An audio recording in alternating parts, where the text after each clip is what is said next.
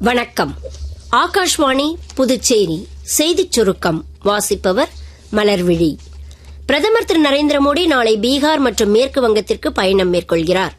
இரு மாநிலங்களிலும் பல்வேறு வளர்ச்சித் திட்டங்களை அவர் தொடக்கி வைத்து வேறு பல திட்டங்களுக்கு அடிக்கல் நாட்டுகிறார்.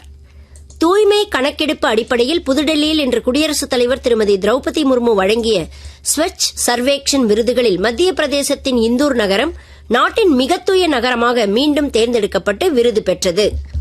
முன்னேறிய நாடாக இந்தியாவை மேம்படுத்துவதற்கான விக்சித் பாரத் இயக்கத்தில் தூய்மைக்கு மிக முக்கிய இடம் இருப்பதாக குடியரசுத் தலைவர் திருமதி திரௌபதி முர்மு விழாவில் பேசுகையில் கூறினார்.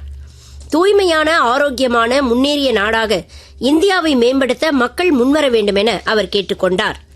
ஸ்வச் சர்வேக்ஷன் ஆய்வில் புதுச்சேரி யூனியன் பிரதேசத்தின் முன்னேற்ற நிலை தூய நகரமாக உழவர்கரை நகராட்சி தேர்ந்தெடுக்கப்பட்டுள்ளது. 3 லட்சம் முதல் 10 லட்சம் மக்கள் தொகை கொண்ட நகரங்கள் பிரிவில் உழவர்கரை நகராட்சி 7,932 புள்ளிகளுடன் 55ஆம் இடம் பெற்றுள்ளது.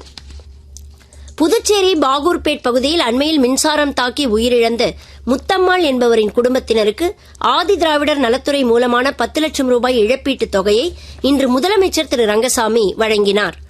புதுச்சேரியில் நாடாளுமன்ற உறுப்பினர் தொகுதி மேம்பாட்டு நிதி மூலம் உழவர்கரை சட்டமன்ற தொகுதிக்கு உட்பட்ட முத்துப்பிள்ளைப்பாளையம் மற்றும் ஜான்குமார் நகரில் மொத்தம் 41,71,000 ரூபாய் மதிப்பீட்டில் சாலை அமைக்கும் பணிகளை நாடாளுமன்ற உறுப்பினர் திரு வைத்திலிங்கம், சட்டமன்ற உறுப்பினர் திரு சிவசங்கர் ஆகியோர் இன்று பூமி பூஜை செய்து தொடக்கி வைத்தனர்.